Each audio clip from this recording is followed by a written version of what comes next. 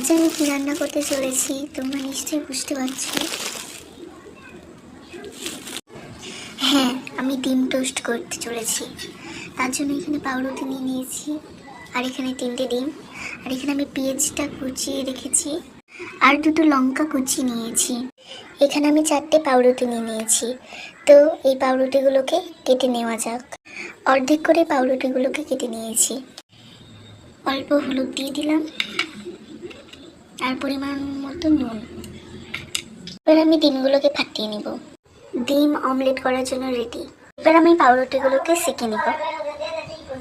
পাউরুটিগুলোকে আমি সেঁকে নিচ্ছি। পাউরুটিগুলোকে সেঁকে নিয়েছি। এবার তেল দিয়ে দিয়েছি অমলেট করার জন্য। দিয়ে দিয়েছি পাউরুটি ডিমের উপরে। দেখা যাক। প্রথম আমি কমপ্লিট করে নিয়েছি, দ্বিতীয়বার হচ্ছে। ডিম টোস্ট করা রেডি। এবার পেঁয়াজ কুচিয়ে দেব। ফাইনালি আমার ডিম টোস্ট করা হয়ে গেছে।